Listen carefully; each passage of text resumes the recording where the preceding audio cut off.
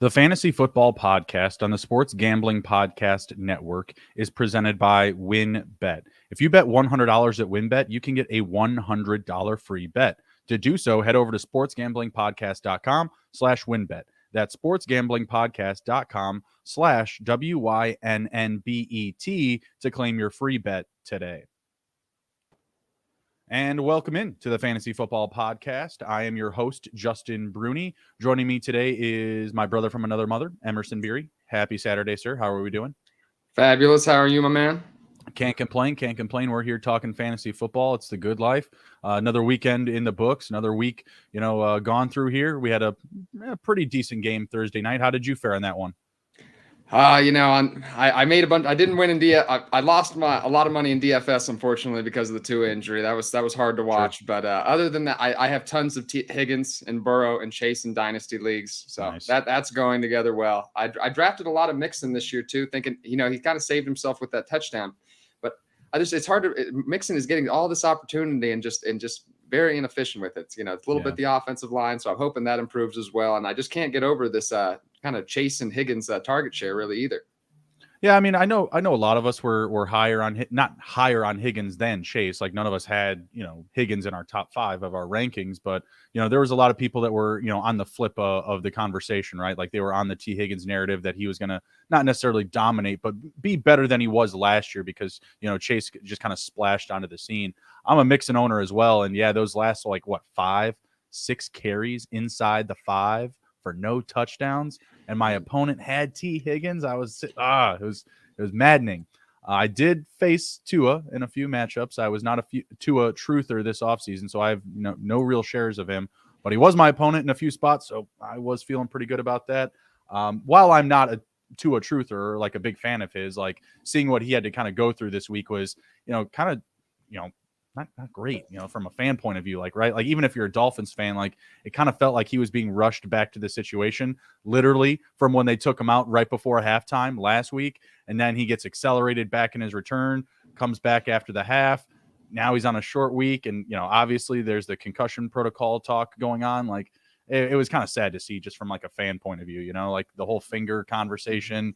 I was sitting there like, what the hell is that guy doing with his hands? Like, I know me and people were talking about it like in our league chats and whatnot. Like, what is happening? Like, that is not cool, So you feel for him, but at the end of the day, I still took Bengals on the under. So there you go. Yeah, absolutely. And it reminded me of the Donald Parham play last season. It was pretty identical. Parham's arms locked up above him too. Right. And I believe Parham was out.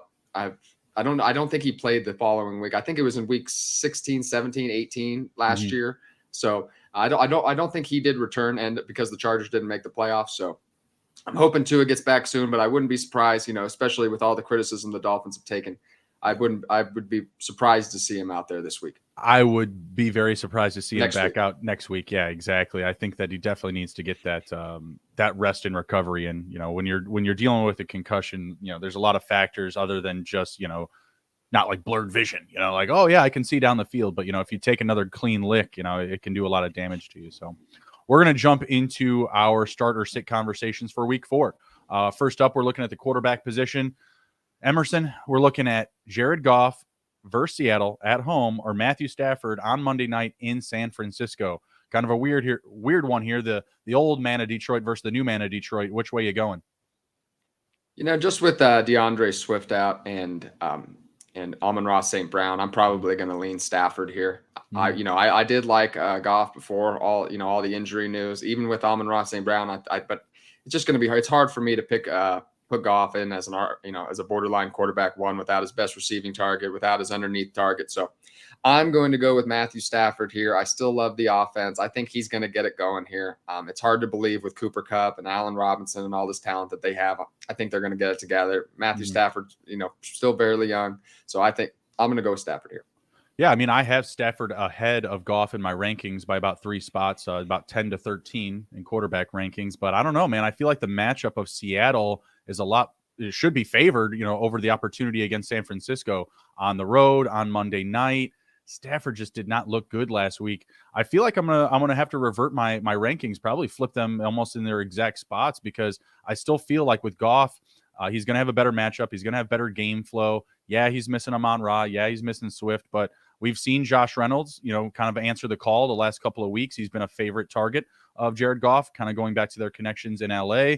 And then, you still have DJ Shark there. You still have TJ Hawkinson. I am a little bit concerned about the ground game, but they have a Jamal Williams who is tied for the league lead in touchdowns for the running backs. We have, Nick Chubb with 4 rushing touchdowns, Jamal with 4, and then James Robinson with 3 and 1. He's got 3 rushing and 1 receiving. So those are your top rushing leaders for touchdowns in the NFL right now.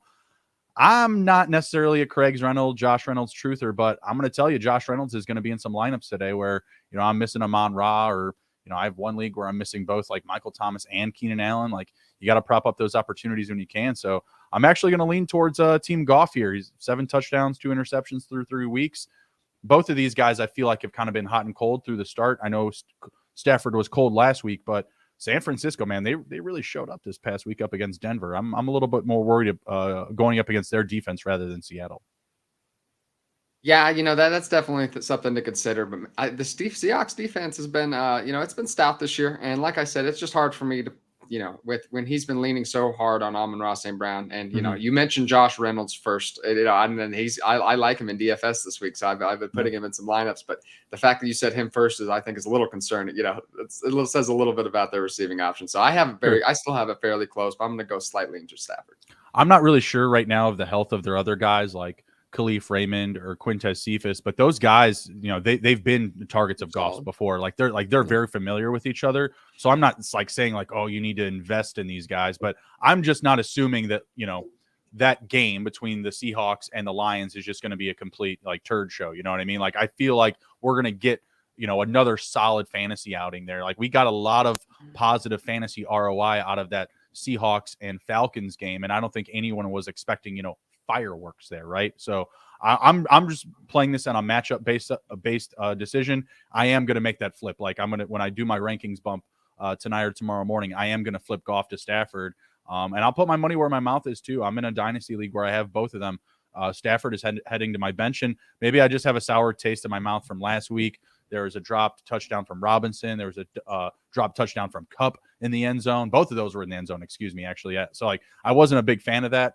I like Higbee there in Kupp, but I don't really know if we know what running backs to trust, if we still trust Allen Robinson in our lineups, if we have better options. So I don't know. I'm a little bit more concerned with the Rams right now. Let's move on to the running backs. We got Dalvin Cook at New Orleans in England, in Jolly O London, or Khalil Herbert at New York against the Giants in New York.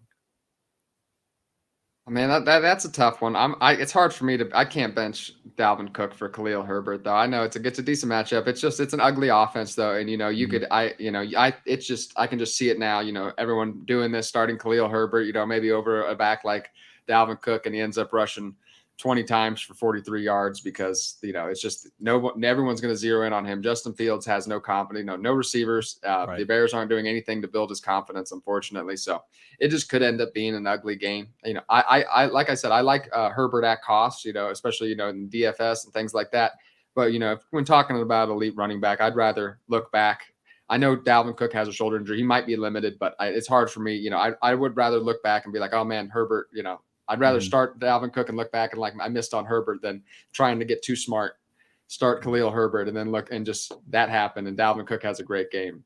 So Dalvin Cook has dealt with this before. I'm certainly concerned in dynasty leagues, but I'm still firing up as an RB1 for the remainder of the season, at least until I see a couple, unless this injury ends up being significant. This is just another one where I'm playing the matchup. I'm going to go with Khalil Herbert here. I'm a Dalvin Cook owner, and I'm scared. When they said oh yeah, he's fine. He's practicing in full. I'm like, what?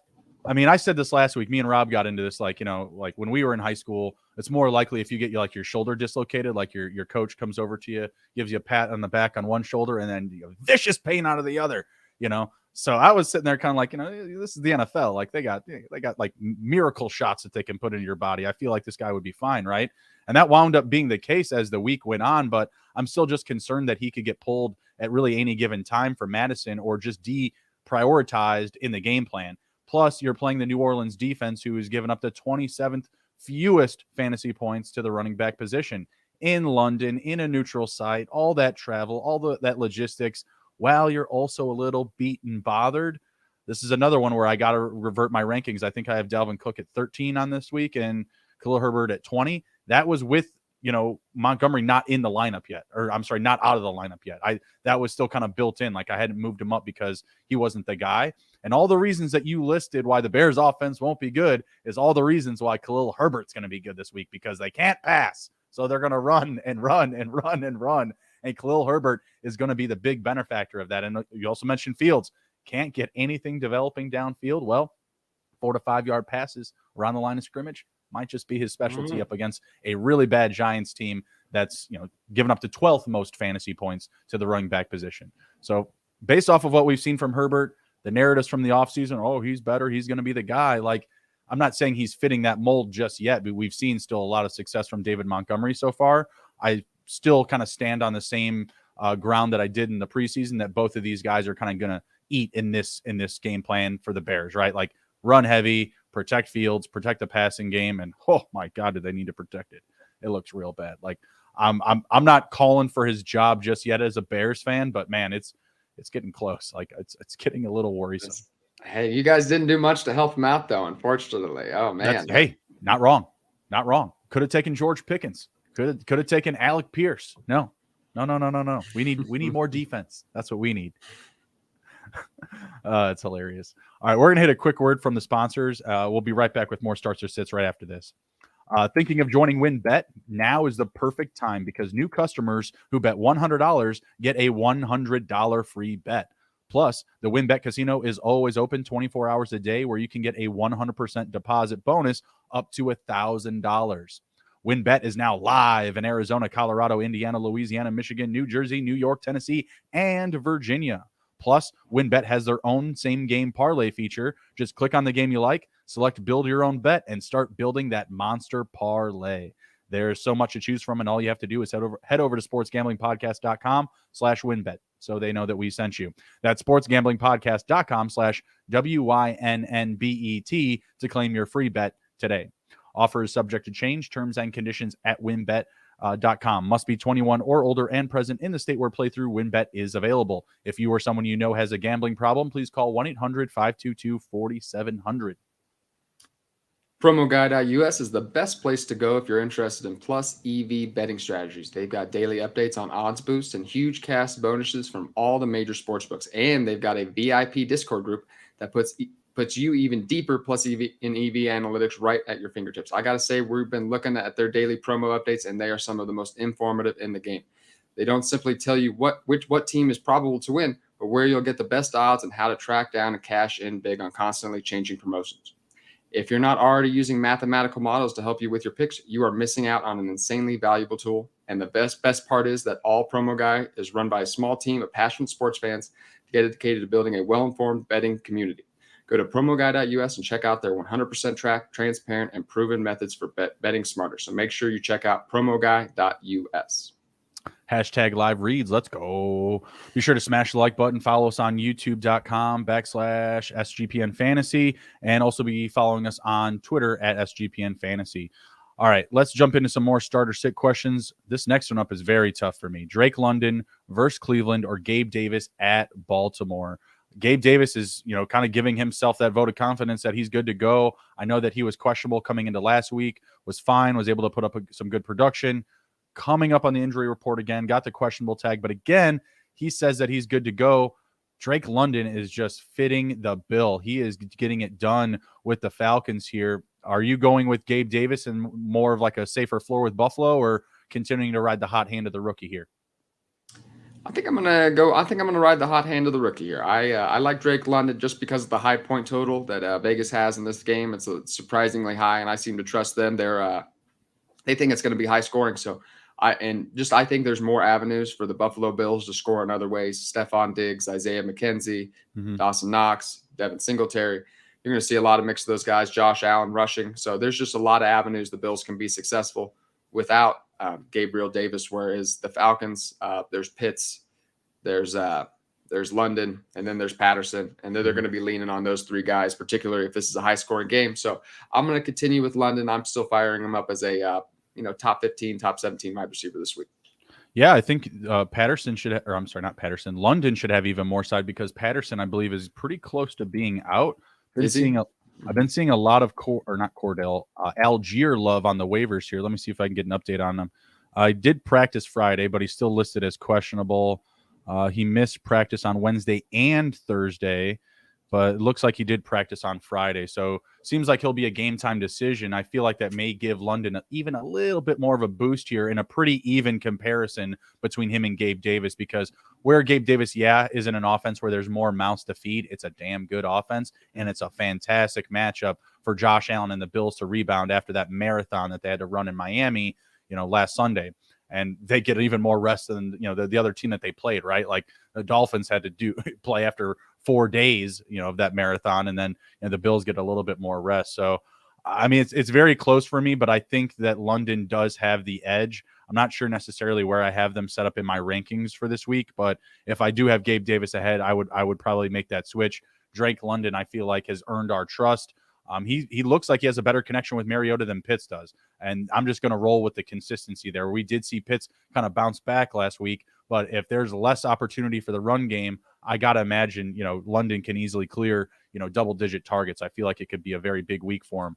Don't necessarily love the matchups on defense. If he gets like Denzel Ward assignments, like that could be brutal. But I feel like he's going to be all right. Like they've been moving him around the field. I don't think that they're going to set him up just to, run into Denzel Ward's jersey all day long. All right. Next up, we have a combo. It's Mike Williams at Houston, Antonio Gibson at Dallas, or Jeff Wilson Jr. versus the Rams. This is a tough one. Mike Williams was kind of disappointing last week. Did have the touchdown, but just the one catch and a touchdown. Antonio Gibson versus Dallas. I don't love that matchup. Dallas last week, they were able to get to the Giants a record amount of times, like 24 hurries for Cooper Rush last week. I don't love that for that offensive line in DC with Wentz, with Gibson. Jeff Wilson feels like he may have the safest floor here. I had him for an anytime touchdown last week that did not get cashed, but he had a great game outside of his fumble to close it down. This one's very close for me. I feel like I'm leaning Jeff Wilson. Which way are you looking to go here? I do agree that Jeff Wilson is probably the safest option, but I'm leaning toward Mike Williams here. I just think that just Keenan Allen's out again, so I just think Justin Herbert's going to get it together. Obviously last week he was probably hurting, and Mike Williams has really struggled in the lineup without Keenan Allen, and maybe it's a little bit of a Juju Smith-Schuster, Antonio Brown situation where kind of Mike Williams maybe needs Keenan Allen there to kind of take some of that tough coverage away from him. Mm-hmm. But I just think Justin Herbert's bound to have a big day. And so I think he's going to have Mike Williams to do that. So I think Mike Williams is going to get a good target share. It's the Chargers offense is fantastic. So I'm going to trust that I'm going to trust them to right the ship. But if you're really confident in your matchup and you think you just really want just 10 points just to, and you think you're going to crush it, I think Jeff Wilson's a good bet. I'd probably start Mike Williams, but like I said, if I was sure of victory and I just wanted a really safe option to score 10, 12 points, Jeff Wilson's a great pick too. Yeah, I mean, I am a little concerned about the Rams defense. Yeah, very good, rushing attack up front, but I feel like the focus of the 49ers has just been their run game, whether it's been Wilson, Mitchell. I mean, Wilson's been a guy for them in the past. He led the team in total rushing a few years ago when whoever the starting running back was hurt. So I feel like I can trust him, but also a very good matchup up against Houston. So I think we're kind of splitting hairs there. Don't really hate either pick. And albeit when I put our sheet together, Keenan Allen wasn't ruled out yet. I feel like that boost does give him a little bit of extra space ahead of Wilson, just based on the matchup. So I feel that. Next up, we've got another combo. Red hot Devontae Smith versus Jacksonville Jaguars. Brandon Cooks versus the LA Chargers. Or Alvin Kamara versus Minnesota in England, Jolly O' London. This could be another one where maybe I'm slow to adjust and I'm afraid to come off, and maybe it's fear, but I can't bench either of these wide receivers. I can't bench Alvin Kamara for either of these wide receivers. Sure. I drafted, if you drafted them, you drafted them as an RB1, and I don't think you can jump ship quite yet. I think it's important. I think Alvin Kamara, this offense is still figuring it out. I don't know the status of Jameis Winston yet this weekend. Probably questionable. Kind of maybe a little bit of game out. time. He's out. He's He's officially out. Okay. Oh, it's cool. Andy. It's the Andy Dalton show, right? Andy on the bottom of your shoe because it's happening. I think Andy Dalton's smart, but he's not a he's not a downfield thrower at like Jameis Winston at this stage in his career. So I think, Alvin Kamara could be getting some love and some more passing work than he's been getting. So like I said, maybe it's just me being slow to adjust. Brandon Cooks hasn't been that hot either. I wouldn't consider that. Devontae Smith, I mean, he's been on a great run. And if he does it again this week, then I think it's certainly in the conversation next week. But it'd be tough for me to, bench Alvin Kamara this weekend and watch him go for 100 yards. I'm just trusting my process. So I'm going to go with Alvin Kamara. So I still have him as a top 15 back this week.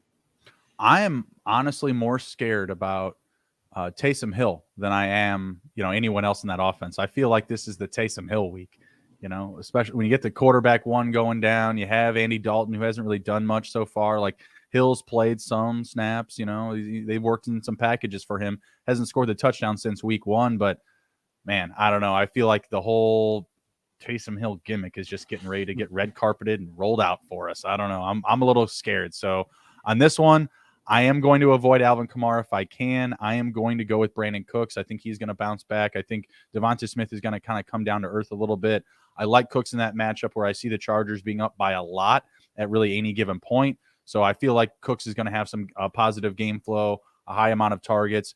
Alvin Kamara, man, he just feels way too risky. I feel like I almost wanted him to be suspended at this point. Let's get the 4 games out of the way now while this Saints team just kind of figures out who they are, right? And figures out who wants to be healthy. You got Mike Thomas, who's also out of this game. Like, I don't know. I like the opportunity for the receivers, but I don't necessarily love the matchup for the running backs. Mark Ingram as well. Alvin Kamara feels like it could be one of those Taysom Hill weeks. So yeah, I'm off Alvin Kamara this week if I can afford it. Like if I've got a Brandon Cooks that I can lock and stock in my lineup for him, cool. Most people probably don't. If you own Alvin Kamara, like you said, you probably drafted him at the top of your league. If you don't have somebody that you believe can actually have that same type of pace of play, you don't want to bother. But if you got Brandon Cooks sitting on your bench between one of these two, I'm going Cooks. All right, we'll get to the last one here. It's a tight end matchup. We're looking at red hot Tyler Higbee at the San Francisco 49ers or George Kittle versus the Rams.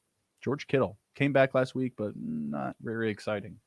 Yeah, this seems to be the theme of the questions. It's kind of like the trusted, guy we drafted to be good or the ride the hot hand. And this is once again, I guess this is you can just tell what kind of guy I am with all these questions. Is I have to go with Kittle. It's just It's hard for me to do it yet. I can't do it. Once again, if this goes another week and Kittle's not productive and Higbee has a great target share again, I might have to reconsider. But I just if you drafted Kittle, you drafted him to be really good. Probably you probably drafted him in the 4th or 5th round, and so I have to trust Kittle's going to get it together. I don't. It's tough for me. I have him going way down in like my dynasty rankings and everything. It's just he's just tough to trust. He's going to have a game here where he goes for like 30 or 40 fantasy points. So I would be ready. That's a great sell window. So we wait for that game, but that game is coming probably. So I'm going to put him in my lineup again this week. I like his matchup up against the Rams linebackers. This is also a same game pick, right? You have, the Rams going up against the 49ers. So they're both going to be playing on Monday night. And maybe, if you have both of these players, like if you're in this exact situation, you wait for Monday night. If you need a safe floor pick, you go with Kittle. Like if you only need 4 to 5 points, go ahead, throw Kittle in there. But if you're going into Monday night, you've got one play left, your opponent has no players, and you need, maybe like 10 to 14 points, I'm going Tyler Higbee because the workload's been there for him. Like it's not even more so about the hot hand. It's just what we've seen with our eyes versus what we didn't during the draft season. Like the drafts are over. Like I reference them quite a bit as well. Like, oh, this guy based on your roster, he should be in there. But you know what? James Robinson was someone that was drafted in the 10th, 11th, 12th round. We're not even blinking at starting him, right? So, there's some things we can take back from the draft and there's other things that we can't. With Higbee, though, we're just seeing him being a priority in this offense, getting double-digit targets some weeks. Hasn't found the end zone yet, but maybe this is the week that he does it. I'm going to go with what I've seen with my eyes in Tyler Higbee. Also, he's kind of been my savior through the first 3 weeks. I've had some issues at the position of tight end, as many of you at home have. Tyler Higbee, Tyler Conklin, those are my guys right now. Like I'm living and breathing by them. Some leagues I'm 2-1, some leagues I'm 1-2, but I'm not 0-3. I could be if I didn't, stand up to replace Cole Kmet. If I, kept writing his draft stock that I had taken him, right? So I'm going to go Higbee here. Emerson's going to go Kittle. We'll see what we get out of this one on Monday Night Football. All right. Next up, we are going to going through some trade grades. We're going to grade some trades. First one up here, we're going to do one, and then we're going to hit a quick word from the sponsors. We've got Josh Palmer plus a 4th-round pick, so this is Dynasty, for Darrell Henderson and Rashad Bateman and a 9th-round pick. That's pretty interesting. I feel like, I like Palmer as an asset, but getting the 2-for-1, and I'm still getting like a pretty good young wide receiver in Bateman. I feel like I want to take the Bateman Henderson side here. I'm not sure if you agree. The only thing that really concerns me is I feel like they're going to get a deal done, but like, what if Lamar leaves the Ravens? Long term, that leaves Rashad Bateman with a big glaring hole in his value. Yeah, I'm just curious about one thing. When they say like a 9th-round pick, is this like a keeper league? Maybe it is. I took these exactly from Yahoo, so you don't really get the meat and potatoes of the details. So yeah, because I can't imagine that's a 9-round rookie draft or anything like that. So I have a 5-round rookie draft in most of mine. So, yeah, 5 is that's deep, but I can't imagine anybody's going 9. So I imagine this is some kind of keeper league. So I would actually take the 4th-round pick because I don't like Bateman quite as much as everybody else does, and so I'm just assuming this is a keeper league, and maybe so I think in the 4th round next year, I think you can get somebody. And Henderson, 9th-round pick is a little bit more inconsequential to me. Josh Palmer, inconsequential. So I think the 4th-round pick is probably the best asset in the deal. So that's where I would lean. Yeah, the 4th-round pick, still a lot of question marks there. What are you going to do with it? That's what I always say with the draft picks. Like if you don't have a plan for it, like if you're trading right now in Dynasty for like a 1st or a 2nd-round pick, more than likely you're going to use one of those picks on a quarterback. This class that we have coming in is going to be very quarterback heavy. So if you double up, more than likely you're not going to draft 2. Like you're not going to draft like a quarterback and a quarterback in the 1st round, but you'll be able to probably at least get one. You got to know or at least have some idea what you're going to do with it. I really like Bateman, someone that I've been high on. I was able to do a trade this offseason, Winston for Bateman straight up. That's been paying off beautifully so far in Dynasty. He's just someone that I really like, other than the fact if Lamar were to leave the Ravens, like then we really don't know what we're going to get. And we've seen him used as a deep field threat. We've seen him come up with a couple of big touchdowns already. That's how Marquise Brown started out. He wasn't a high volume receiver right away. He was just that guy that Lamar was taking shots down the field with. In fact, he was injured. As a rookie, he came in hurt and he was playing like 10, 15, 20% of the snaps and still having big days. I feel like the development of Rashad Bateman is going to be an asset that I want to own here. So for me, like I said, I'm much higher on him. I like the talent of Josh Palmer here. I honestly think that Palmer's better than the 4th-round pick long term. We've seen Keenan Allen come back down to earth. He's hurt again. Like for the longest time, we were all sitting here like, hey, he's fine. We don't have to worry about him ever, getting hurt with consistency. He's back. That happened again. Yeah. Right. So you're kind of starting to see that new generation fade into the field, and some more Guyton playing time, some more Palmer playing time. So I like Palmer, but I'm going to go with Bateman here just because I feel like, kind of like we were talking about with Gabe Davis and who was it earlier? Drake London. You're just getting that more exposure to potential touchdowns. The Ravens offense only has so many targets, Bateman, Andrews, Dobbins. Dobbins isn't even their best running back. It's Lamar. Sorry. All right. We're going to hit a quick word from the sponsors and we'll be right back. No House Advantage is changing the game by offering the most dynamic fantasy sports platform available today. You can play in pick'em contests versus other people for the shot at winning $250,000 plus in cash. Download the app, choose a contest, select your player props, and earn points for correct picks to climb the leaderboard for your shot to win big money every day. You can also test your skills versus the house and 20 times your entry if you hit on all your picks. Bet on up to 5 player prop over-unders or individual player matchups across every major sports league, including the NFL, NBA, MLB, PGA, MMA, and even NASCAR. Make sure to check out No House Advantage today and experience daily fantasy sports redefined, because it's not just how you play, but it's also where you play. You don't want to miss out on this. Sign up now with promo code SGPN at nohouseadvantage.com or download the app to get the first deposit match up to $25. You're like me, there's a foreign language that you regret not learning in school. It's never too late to start with Babbel. Babbel is the language learning app that's sold more than 10 million subscriptions.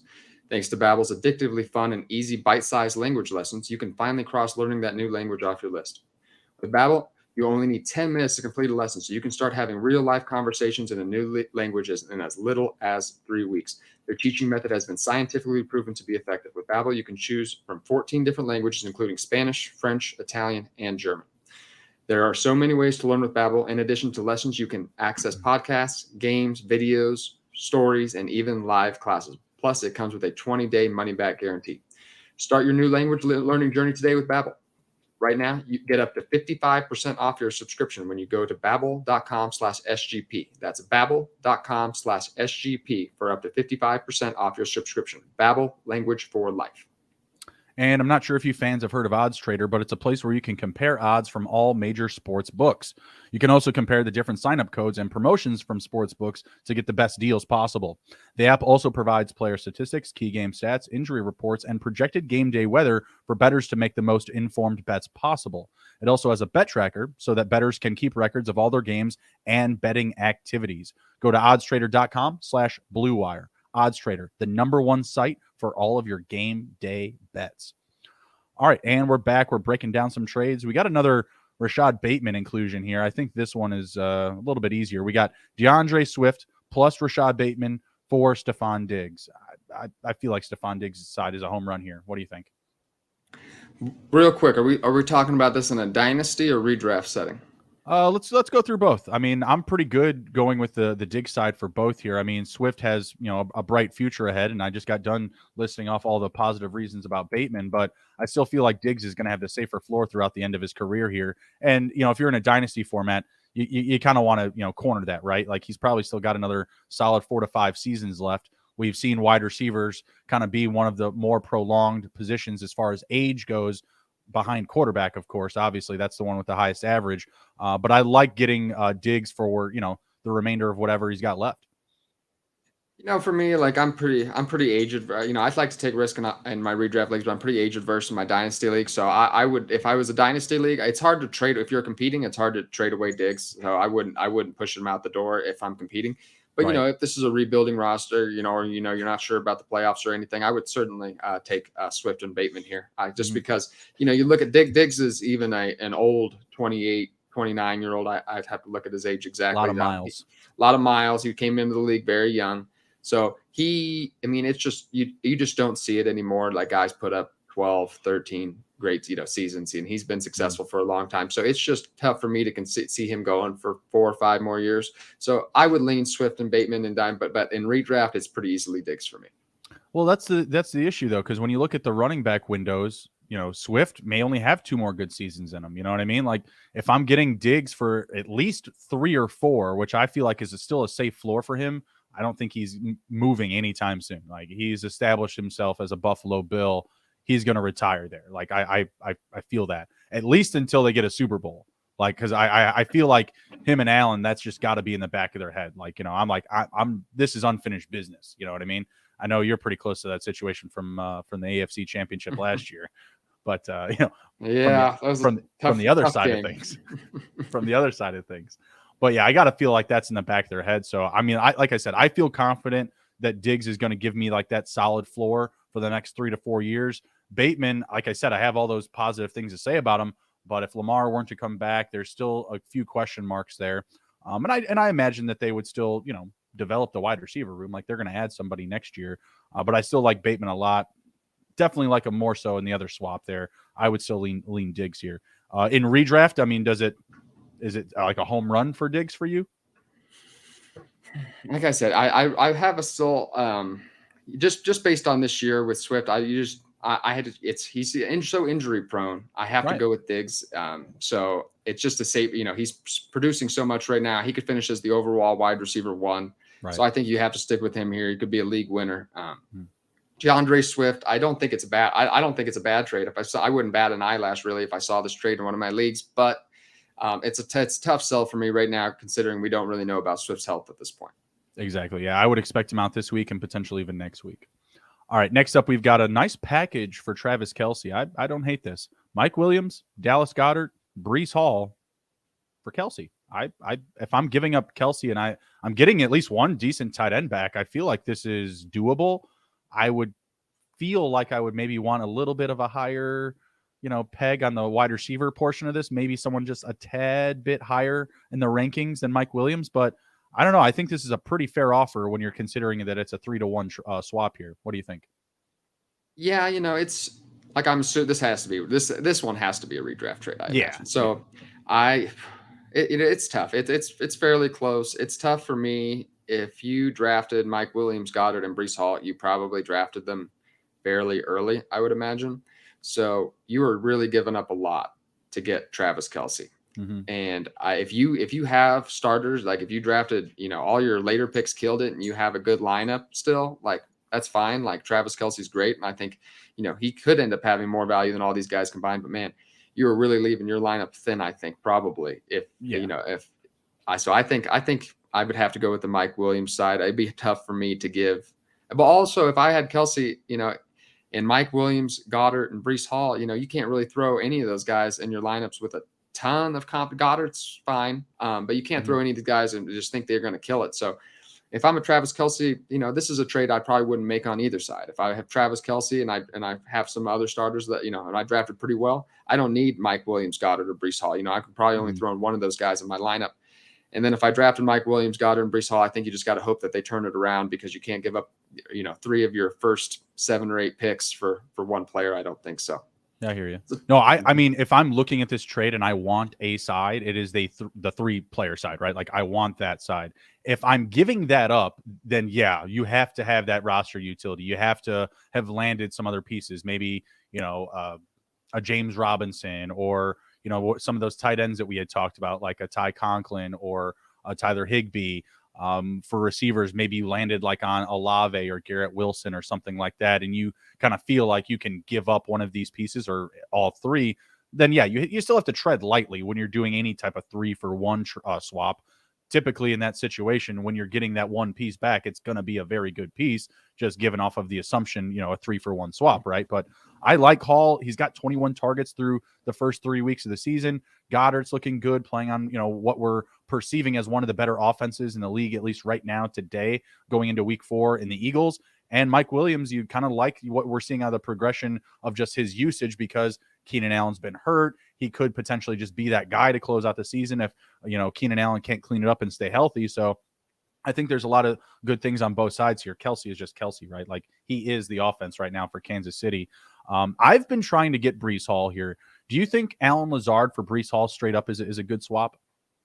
If I had Allen Lazard, I would absolutely do that in a heartbeat. And I'm as high as Allen Lazard as I think anybody. I haven't jumped off the bandwagon yet, and everyone's just grilling me about it too. And and I was hot on Lazard. He's got 2 touchdowns through 3 weeks. I mean, and I think, and I'm still not a Romeo Doubs believer. So I think once we get all these guys back, I'm not sure his target share will be enough to kind of warrant some of his hype from this past week. So. Right.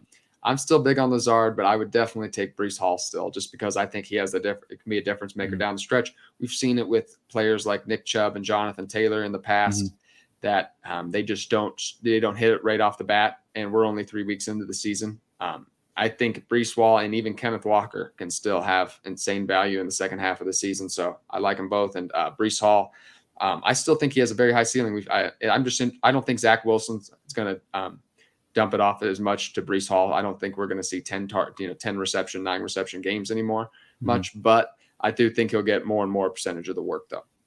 All right, fair enough. I mean, I'm honestly, there's some leagues I'm starting Breece Hall and Michael Carter, just like throw them both out there. I get what I get, because they're both going to get a fair amount of usage. And at the end of the day that you'll get, in total, a bell cow type of return, albeit it's only from 2 players still. All right, last trade up here, and then we're going to hit another quick word from the sponsors and get into some fantasy point totals. This one's pretty interesting. Kyler Murray plus Darnell Mooney plus Drake London for Jared Goff plus Curtis Samuel and Rashad Penny. I have not been really high on Rashad Penny. I feel like I still go with the Kyler Murray, Mooney, and London side, but man, that Mooney is just glaring at me, just those zeros in his production. Like they're just, maybe the point totals lean towards the Goff, Samuel, and Penny side come the end of the year, but I still feel like based on their potential ceilings, what they have left to offer for the rest of the season, I'm leaning Murray, Mooney, and London here. What do you think? I think this trade's a little ugly, actually. I think the Goff side lost by quite a bit. I think that's a yeah. I just don't see when I look at the even just maybe it's just the name value, but man, Kyler Murray, Mooney in London for Goff, Curtis Samuel, and Rashad Penny. Like I know it's a redraft league, but still Rashad Penny and Mooney. You know, Rashad Penny hasn't done too much either. Right. Curtis Samuel has been fantastic, but I still don't think he's better than Terry McLaurin or anything. So I still think he'll settle in as more of a top 25 or 30 option as opposed to what he's been. And Goff is still not Kyler Murray by a long stretch, in my opinion. So I think this is and London is, you know, you can almost lock him in as a strong wide receiver 2 now already. So it's particularly, you know, I'll take London over Samuel. I'll take Kyler Murray over Goff by both of those by a decent margin. And Mooney and Rashad Penny may be a little bit of a wash. So I still definitely take the Kyler Murray side.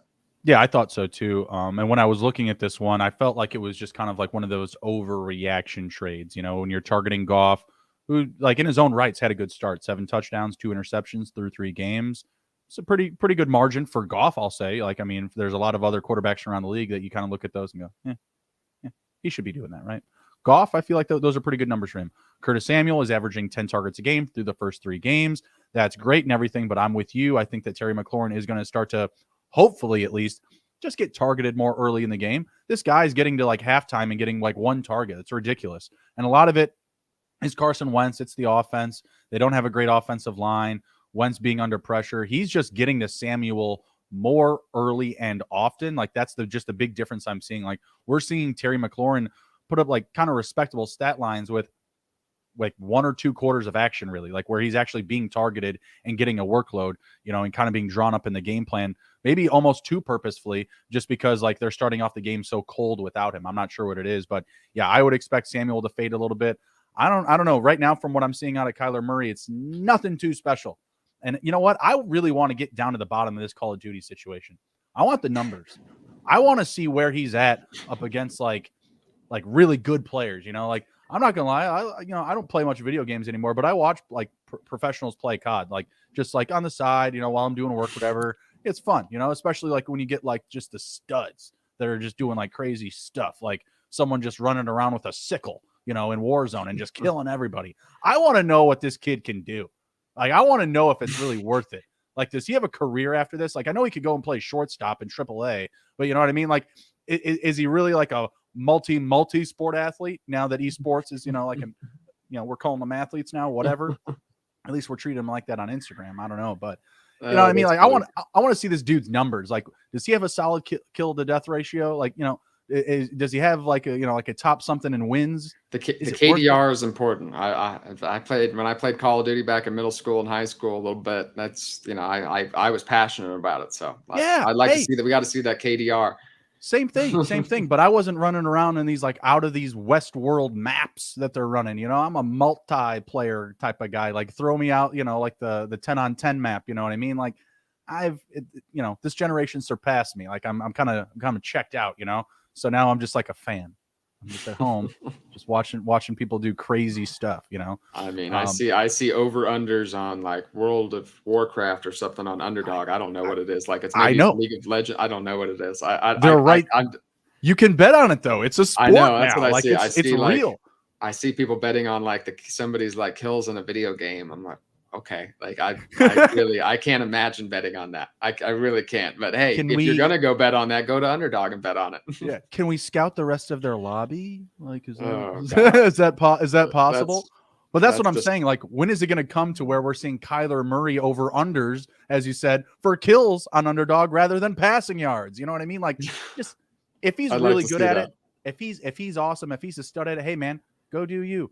But can we just concentrate on football during the regular season, please? Like, and they were talking about like the whole beta thing this past weekend, and that's why you played bad. Is like, if you're up till 2 a.m. doing what you love, by all means, you know, this is my second job. I'll tell you that right now. SGPN's not paying me enough to, you know, live the good life of just talking sports just yet. So, you know, this is my second job. So, hey, if that's your passion, pal, pursue what makes you happy. Just do it and leave us alone, you know, so we don't have to go back and forth. My favorite one was the home. Like I saw somebody post it, like the Call of Duty was coming out, and it said, Kyler Murray watching film this week, and it was the Homelander gif where he's like just like sitting there. There's he's just watching the movie, bombs are going off. He just has that just depressed look on his face. It's like, I love it. I love it. That's fantastic. All right, we're going to hit a quick word from our sponsors, and then we're going to be back to close it down with our fantasy point totals, our over-unders for this week. All right, the Elias Game Plan is the only sports app from the most trusted name in sports stats, the Elias Sports Bureau, the official statisticians of U.S. pro sports. It's full of information and insights provided by their renowned research team, which means they constantly give you the information that's up to date and that you can trust. The app gives you everything you need this season to get a competitive edge. League-validated team and player news and stats, head-to-head team comparisons ahead of their matchups, along with Elias key insights from the Elias statisticians, including injury impact analysis, plus expert game analysis, which also gives you the advantage in betting and picking your fantasy lineups and showing off your sports knowledge. And the Elias Game Plan is releasing new features all the time, like their chat function, which allows you to talk directly with their researchers. That's pretty neat. So you get all the information you need to feel comfortable when making big decisions on betting and on your fantasy team. Elevate the NFL season today and download the Elias Game Plan app. That's ELIAS. And right now, I have a special offer for you when you subscribe. Get 15% off your annual subscription, but only if you use promo code SGPN15. That's SGPN15. Find the Elias Game Plan sports betting app in the App Store or Play Store now, and use our promo code SGPN15, SGPN15. If you watch football, you need Fubo TV. Fubo TV gives you complete coverage of college and pro football with NFL Red Zone plus games in 4K at no extra charge. Over 100 channels of live sports and entertainment for a fraction of the price of cable. Watch on all your devices and never miss a game or an episode of your favorite shows with the included cloud-based DVR. Plus, there's no contract, no commitment, and you can cancel at any time. Right now, you can try Fubo TV for free for 7 days and get 15% off your first month. Just go to FuboTV.com/SGP. That's FUBOTV.com/SGP. All right, and we're back. We're going to close down the show by talking about some fantasy point over-unders. You can find these totals on Underdog or most likely just in your fantasy league. First up, we're looking at here at Kirk Cousins. On Underdog, he's got a fantasy point total of 17.45 on the road in Jaleo, London against the Saints. Saints secondary has been looking pretty solid. I feel like I'm going to take the under here. I really don't love these London games. I feel like it's kind of a stickler for fantasy and just the experience alike. Like I mentioned before, all the travel, all the logistics that go into getting yourself there early on time, transitioning to time chains, etc. I'm off the Vikings this week. I'm going to fade Cousins. Give me the under here. I think I'm going to take the under as well, just because it's in London and the Vikings offense just isn't clicking quite yet. So I think I will take the under. The fantasy points is the only thing I can bet on Underdog because I live in Colorado and for some reason it doesn't let me bet the over under on stats. So it's interesting. So I can only bet over under on fantasy points. So I think I would lean the under as well. It's ridiculous. It's a stat. It's an accumulation of all the stats. I don't know what the difference is. I'm not sure. Politicians, man, get a real job, you bums. Justin Fields, 14.25 on the road against the Giants. I am a Fields fan. I am a Bears fan, but I am going to take the under here. Even if he finds the end zone, even twice, I feel like he's going to come pretty close to this and more than likely leaning to the under. The run game has been the focus. It's a very good matchup. So I like the number. If you do want to go over the top, like, Houston last week, the Giants this week, these are good times to take his overs, but he hasn't shown us enough. And the Bears offense hasn't shown us enough to trust a number like that. So for that, I'm going to the under. Yeah, I'm going to go the under. I think he's going to have to score 2 touchdowns to get over that. I mean, it's going to, that's probably not going to happen. So I don't. He could if he rushes them in, but again, betting on a quarterback to get 2 rushing touchdowns. Yeah, exactly. That's tough. So I'm going to go with the under as well. That's pretty easy money. That might be a favorite bet. I'm going to have to go maybe put a little money on that one. Yeah, I would definitely work that into like a bigger card. I feel pretty safe about that one. I wouldn't be losing sleep if that was the leg I lost out of 5. If I'm making 5 picks and that's my one loss, like that's a very trendy pick. All right, next up, one that I do like the over for, Damian Pierce, 10.65, had a nice week last week, found pay dirt. The Chargers kind of reeling on the ground. You got injuries to Joey Bosa, giving up a fair amount of yards on the ground. I'm taking Damian Pierce here, who's been a focal point of the Houston offense. I like Damian Pierce, but I like the under this week just because I Mhm. don't think this is going to be his week. I think the Chargers will get up early on him. I think he'll Mhm. kind of be phased out of the game plan. I don't think he'll get a lot of rushing opportunities once we start getting midway through the second quarter. I think you might see, unless he completely usurps Burkhead on third passing downs, I think that's what you're hoping for. So I think you're going to be left hoping for a touchdown, which I'm not sure will happen. Fair enough. I'm betting the touchdown. So we're differing there, but I'm feeling good about it. All right. James Robinson at 11.05. Not even blinking at this one. Give me Yep. the over. Yep, over. I agree. It's easy. I think I like the high scoring game. I think Jacksonville's going to be a little. I think you could see Philadelphia pull away eventually, but I think Jacksonville will keep them honest for at least a little while, and I think James Robinson can definitely get the over on 11. Another prop that I want to highlight and shout out to the boss, Ryan Dog Kramer. He had pointed this out on their show on the Sports Gambling Podcast, Player Props Preview. They were doing rushing attempts, and James Robinson on their show was at 11.5. He's at 12.5 on Underdog today, updated. So it's moved a little bit. The public's moving the line, but he's easily clearing 15 plus carries. So that's another very friendly prop that I like and is a friendly prop of the brand, of the SGPN brand. Next up, we have a couple of wide receivers. We got Chase Claypool here at 9.35 fantasy points at home versus the Jets. Just not showing me enough. And maybe it's just a lack of trust in Mitch Trubisky and just kind of the narrative that DJ is the guy. He's going to get all the looks, the high volume touches. So I'm going to say the under for Chase Claypool here. Give me under 9.35. No pay dirt, and I don't think he's going to blow up in yards or any big production there. Yeah, I'm a big under better. I like to go bet the unders on most player props and everything. So I think this is a good one too. Chase Claypool does have DFS upside, so I have put him in some lineups just because I think there's a chance he could go off.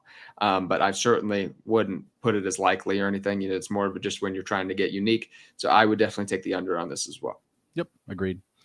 This next one, maybe a little bit more polarizing. Amari Cooper, 12.65, coming off a huge game from last Thursday night. Not sure the fantasy point total, but all the production was there, all the good stuff, found the end zone. What do you think about this one, 12.65?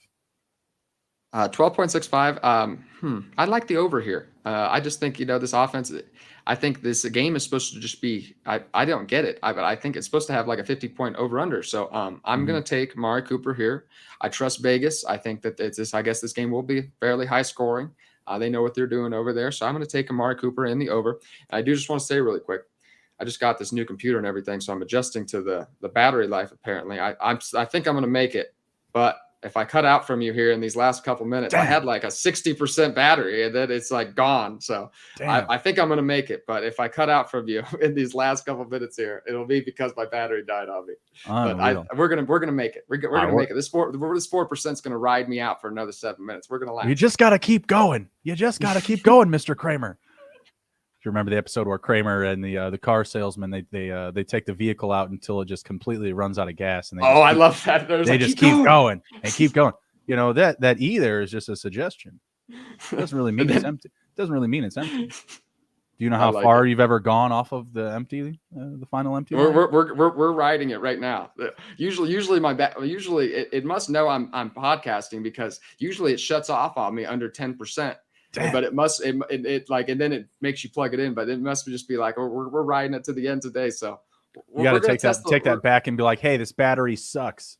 I seriously I got it and man, I swear I started with 50% and here we are. So but we're riding this out. It's gonna be fine. Couple of stud A1 tight ends to close it down. Mark Andrews and Travis Kelce. We got Andrews total at 15.65 and Kelce at 13.75. Do we blink at these? Are both of these guys hitting their overs? I can't say no to Kelce. I can't say no. Travis Kelce at 13.75. I definitely like the over there. I think he's a threat to score a touchdown every single week. I think he'll score more touchdowns than not. He dropped a huge one, devastating Oh, it was last week hurt so bad as a Chiefs fan. I don't even want to talk about it. But Travis Kelce would have had a great week last week if he just would have caught that big touchdown pass. Mark Andrews, that's a tough. There he goes. We lost him. Damn. All right. We're going to close down the show here. Emerson literally on his last leg with no battery left. I'm going to lock it down here. I'm going to say under for Mark Andrews. Maybe comes down to earth a little bit more this week.